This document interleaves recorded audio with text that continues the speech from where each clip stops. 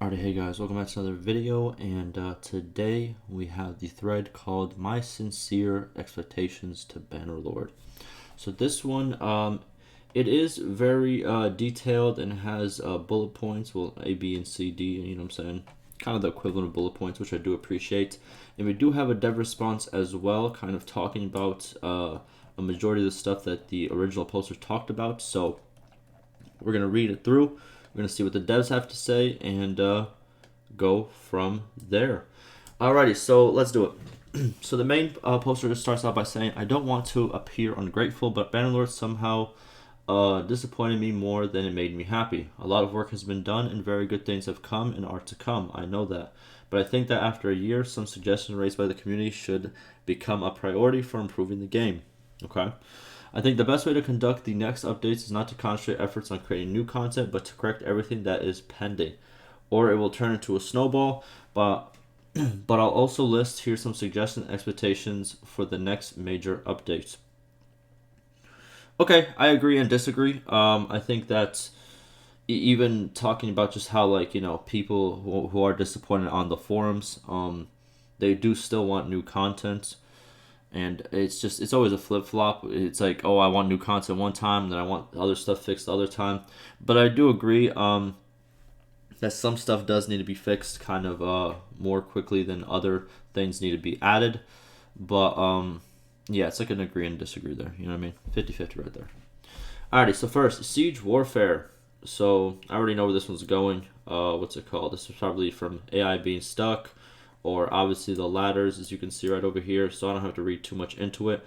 I know what he's talking about, and I agree. I think this should be fixed. I think this should be put on the priority list now. Before, obviously they did make a statement of, why it wasn't fixed yet. It was going to take more time and all that. But I think that we've hit kind of this tipping point where, I think it's time to actually sit down and make that change. And I think if that change is made, and I think if that change is significant enough to where, what's it called? Where it makes a very significant change, I think that will change the atmosphere of the forums. I know the forums aren't like the biggest majority of players, but I think it will, it's going to make the gameplay better for everybody. Don't get it wrong. But at the same time, it's going to make a lot of people on the forums also settle down a little bit too, which I think is also a good thing. Alrighty, next one. Overhaul of items. A complete overhaul of the attributes and values of all items in the game. Okay. So first, in-game items need to be rebalanced in attributes and values, but there are many inconsistencies in the current equipment. Okay. If you get an axe blow to your head, it doesn't really matter if you have the best helmet or the weakest one. I particularly like the reality in the game. It makes cheaper units stand a chance of facing more expensive units, so I'm not in favor of drastically increasing the attributes of the strongest equipment. However, I think that adjustment can be made so that the investment and maintenance of a more expensive unit is really worth the effort. Okay, so while I agree with this, here's the thing. It's very hard to make a game super ultra realistic, but at the same time enjoyable, if that kind of makes sense. The best way I can kind of compare that to is, like, just think of your life in general, right? There's a lot of enjoyable parts, but for speaking realistically, there's a lot of annoying parts too. You know what I mean? And when you're making a game, you kind of want it to be enjoyable, and you don't want the annoying parts. So if you were to make a game that's super, super realistic, then you would have to put the annoying parts in there too, and there's a lot of them. You might not think of them because you do them every single day, but there's a lot of annoying parts of the day. You know what I mean? Like, for example, I know there's some people out there who are like, oh, I love waking up. I jump straight out of bed. But for the majority of people, getting out of bed every day, it's a little bit annoying. You do it every day, so you kind of don't notice it. Sometimes it's worse because you haven't slept as much as you could have. All that, you know what I mean? You have that. You have just all the minor inconveniences. You stub your toe, boom. Oh, you know what I mean? It's a minor inconvenience. Something happens. Just like every little thing in a day that you might forget about the next day, there are minor inconveniences. But with that being said, what I'm trying to get to is I get what he's talking about, where certain things, like, if someone gets hit with an axe to the head, it probably should just, one tap them, but it doesn't, and it kind of looks unrealistic. regardless, like if he said, if you have a good helmet or if you have no helmet, it still kind of looks kind of ridiculous to get hit on the side of the head with an axe, or whenever you see like a guy running around with three, like whenever you still see a guy running around the field with like 3 arrows through his body, and you're wondering like, bro, there's no way this would happen in real life. And I get his point, but I think that combat-wise speaking, I don't think it's that bad. I think some minor tweaks, yes, should be implemented, but I think overall combat is not in a bad place, in my opinion. That's just, I know it's a little bit unrealistic, but you know what I mean? I think it's in a good place, in my opinion. But I get what he's saying, 100%. Then he says, some throwing weapons do not have the amount shown in the character, and I honestly think this is an important detail that breaks the immersion. The simple javelin was supposed to have 8 javelins, 7 in a bag and 1 in hand. The throwing axe was supposed to have 4 axes, 3 in the belt, 1 in hand, and so on. Okay, so the amount and how the picture looks is different. Okay. The next one. I know the same logic above cannot be applied to archers and crossbow, but let's face it that throwing weapons need a little more ammunition and would considerably increase the amount of some throwing weapons that are misrepresented. In addition, I think they also receive bonuses against shields. The reason they put the it used to be a lot more. The reason they put down the amount of throwing weapons that you can have is because of their insane power. So they have very insane damage, and if they had, let's say for example, the same amount of or like, let's say ammo. Let's use ammo. If they had the same amount of ammo as, let's say, a bow and arrow, then low key it would just be no one would use the bow and arrow.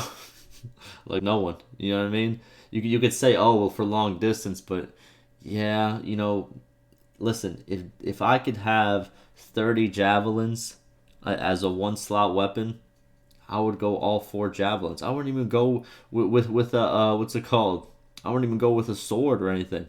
120 javelins with all 4 slots filled. Jesus, that's 120. If you land every single shot, that is literally, I'll say almost 100 to 120 kills all right there. If you land all your shots, which is insane.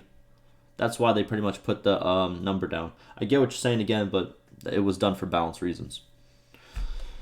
He says spears should also receive a buff. They're most common, most efficient weapons of all ancient wars. They are working on that. They have talked about that in the past. I don't know. I don't have any update on it, but they are working on changes to spears. And then he says many items, the vast majority of armor that are represented in the game's image are not in the game, and I think this is a really big flaw. They recently added some of them, but I do agree. I feel like some of them should be in there. It'd be kind of cool. Some more of them should be in there. Alrighty, now moving on to overall gameplay, battle, diplomacy, improved AI, new game possibilities. Alright, so first one, develop AI in battles, make the units defend themselves more, and each culture has unique variations of different strategies. I've talked about this, and this kind of had to play on what do you call it? The kingdom bonuses or the cultural bonuses that you get to pick in the beginning. I've stated previously, and I think it would be very great if they did this. Instead of the culture bonus being like 1 or 2 things that the culture does better, I wish it was like 5 or 6. I wish it was like a small little paragraph of stuff that they do better than other people and stuff that they do worse than other people. You know what I mean? I think that would be a way better situation, and it would really diversify the different cultures and really make you think, oh, I'm playing them because of this, this, and that, or I'm playing them because of this, this, and that. Not just, I'm playing this guy because he's faster, I'm playing that guy because he can build faster, I'm playing that guy because he has a little bit more experience gain. It should have been more things added to that cultural bonus. But I do agree with what you're saying here. Game diplomacy should be better developed, a greater diplomatic control of the kingdom itself in intrigue, spread rumors, romance. It would be a great and smart addition to Bannerlord. Unfortunately, I don't think that's going to happen. Again, I get what you're saying. It kind of goes with like the kind of like the it's kind of like the Crusader Kings. That's what they really go deep on, is the diplomatic kind of like aspect of the game. It won't happen here, unfortunately. Another thing I did want to state is, while people here's the thing. Since I already know most of the stuff that, like, in terms of like diplomacy and how it works in Bannerlord and stuff like that, and even stuff like that, isn't told in the game because I've been reading so much of what the devs have been saying and kind of explaining how certain stuff works in the game. It might look bare bones, the diplomatic thing, but I really think it's only missing a couple more things. You know what I mean? It's not missing that much. I don't think it. Look, I'm gonna keep it real. While it would be cool to have all the stuff that Crusader Kings has in Bannerlord, um, I also think that them keeping it a little bit more simple isn't the worst thing. You know what I mean? I'm saying I would enjoy having the Crusader Kings thing, but at the same time, it's not that bad. It's not as bad as people bring it out to be. It's a little bit more forward. It's a little bit more again simple. But I think if a couple more things are added, a little bit more dialogue is added, you know what I mean? Having stuff based on traits, having conversations based on traits, having war reasons that we are having soon come into the game. Once we have a little bit more of that, like just a couple more changes, I really think, it's going to be in a good place. It's not going to be a Crusader Kings level, but it's going to be in a good place. And where Bannerlord makes up for, you know what I mean? In terms of like, when you compare Bannerlord to Crusader Kings, they're very different games. I know they sound very similar, but they're very different games. And where, how Bannerlord has a shortfall when it comes to, all the diplomacy, all the this, and that, it has a very, it makes up for it in the combat, in the sieges, in the taking. You know what I'm saying? It really makes up for that. And listen, I'm gonna be real with you. I don't know. A lot of people, even on the forums, don't want to admit it, but what other game can you get into a battle like in Bannerlord or a Mountain Blade game? What other game? You know what I mean? Like, what other game that has like those type of battles and those type of sieges, other than Bannerlord and let's say other Mountain Blades that you've played? What other game? Like, there really isn't. You can make some comparisons, but that feeling, you can't listen. It is what it is. I've spent hundreds and hundreds and hundreds of hours, probably close to 1,000 at this point. Probably over 1,000 if you count all the other Mountain Blade games that I've played a little bit here and there. But there's no feeling like it. You know what I mean? So I think it's very special, and people overlook it a lot, but it's very good in my opinion. What else do we got? Assign units to the correct classes. True. And create others like shock infantry and bodyguards. That would be cool if you had like a bodyguard section as well. You can assign people to that. I agree. That's actually very cool. Improve the appearance of various NPCs and ensure that certain hair and beard styles do not appear in other cultures. Okay, it's kind of minor, but okay. It makes sense immersion-wise. Then we have add some way to ambush and fight in a scenario where the player and his troops are hiding, waiting for command to attack while the enemy army marches through the scene. I've talked about this. I've talked about ways that this can be implemented where obviously it would be OP. It would be very strong. So what I thought in my head was if this was a tactic that you can use, it would have to only be in areas that you control because it would kind of signify areas that that you own, that you kind of know the land of. So you can only do this in areas that you control. You can't do this in enemy territory. And I think this would really work even now better than before because now we're getting the terrain system. So it could be based off the terrain system. And also, when you are hiding or whatever, when you're waiting for somebody to attack or, surprise attack, your food goes down a lot quicker because people aren't doing anything but just sitting around and eating. That's kind of like what I wanted to do. Or like, let's say something goes down quicker. Food is the one that makes the most sense. So then you have to choose for yourself. It's like, do you want to still run around the map as usual, being seen by everybody else? Or do you want to sit there and hide, but at the same time, you're going to need a lot more food and obviously a lot more dinars to buy all that food. So it'd be kind of like this trade-off. Like, you'll be sneaky, but you're going to waste your resources faster.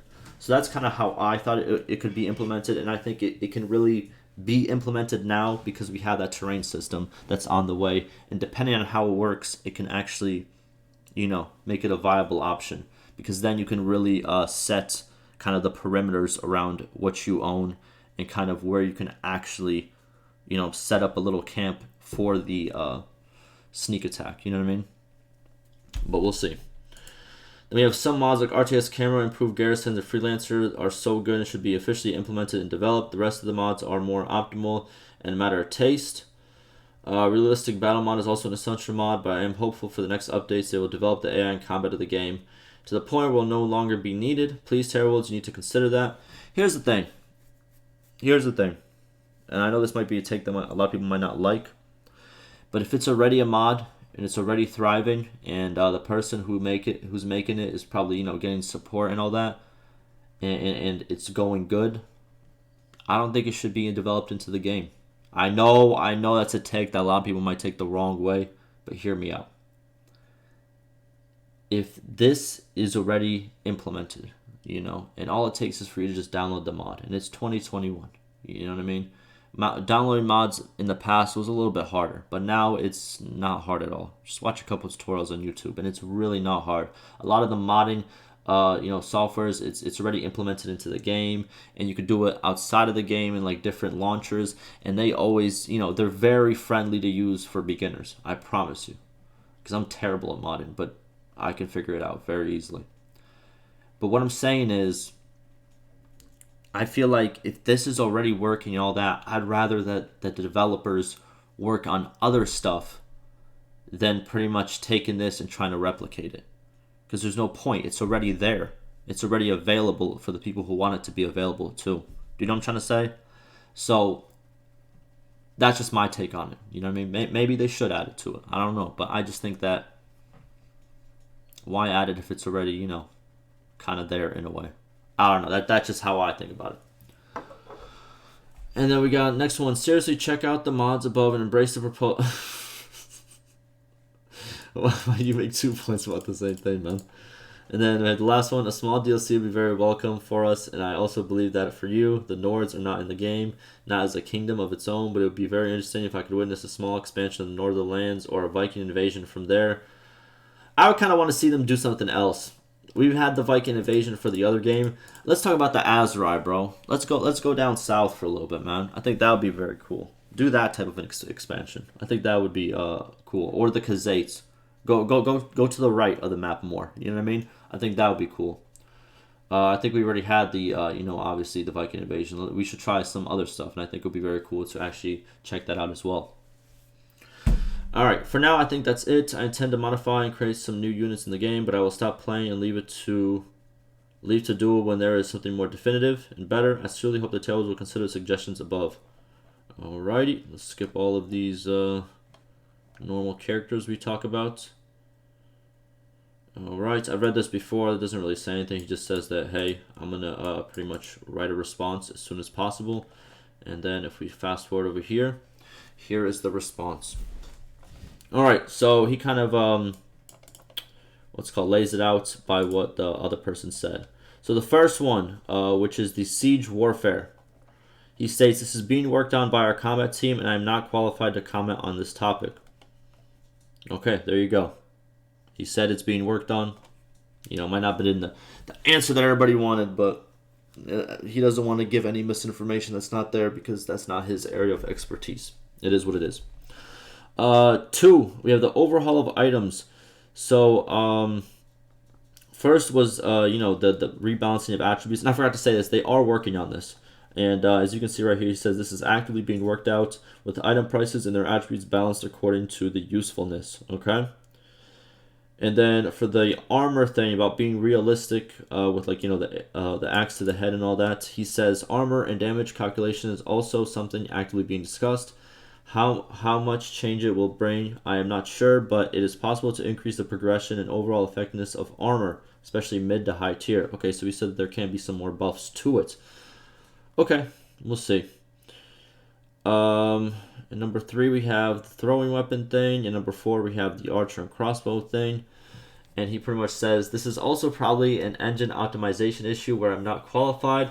I believe throwing weapons already possess a bonus against shields. Throwing weapons in their current state can be very powerful. Yep.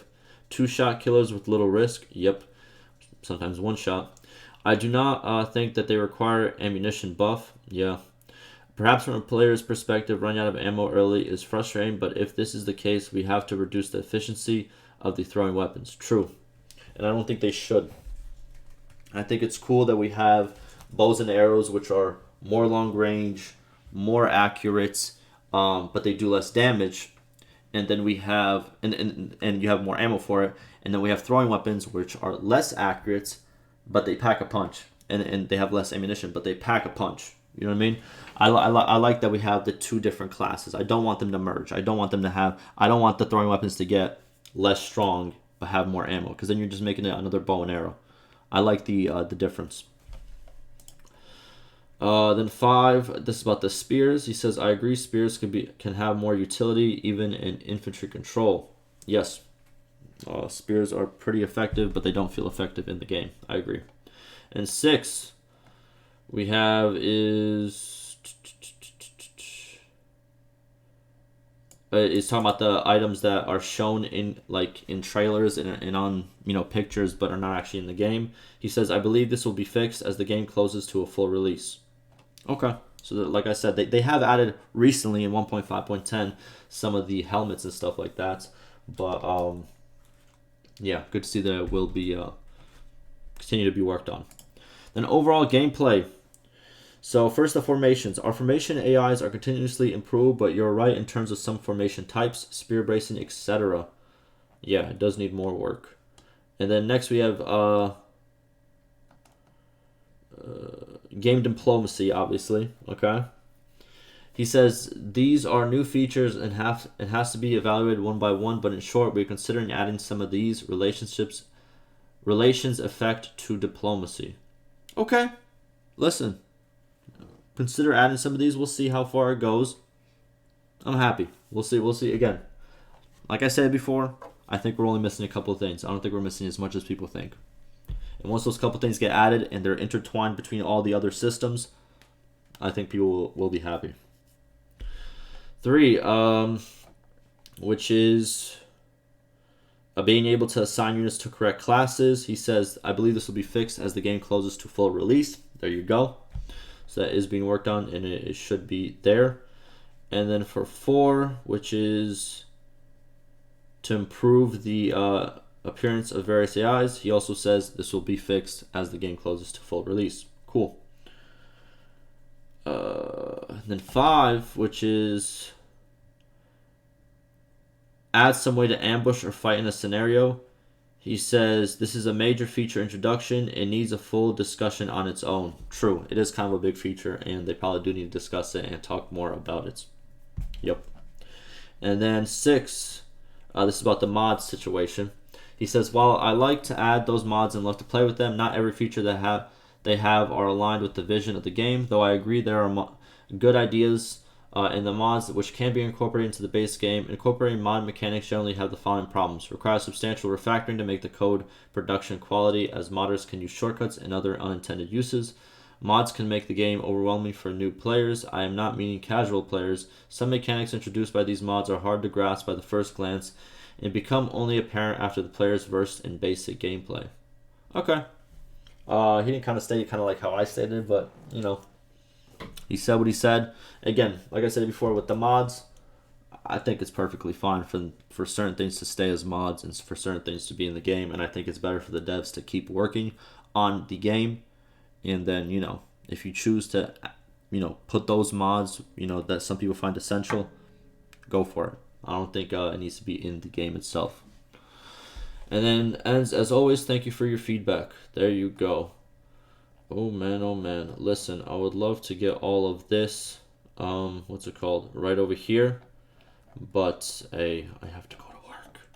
But listen, shout out to you. Look, this is what I like to see. You come in with actual, bullet points, actually, stuff that you want to see. And there you go. You got a dev reply. You know what I mean? Obviously, he didn't reply to every single thing, but what he could reply to, he did reply to, and you love to see it. Yeah, I agree with a lot of stuff, both on his side and the developer side. And yeah, that's going to do it for me. Let me know what you guys think. And like always, stay safe.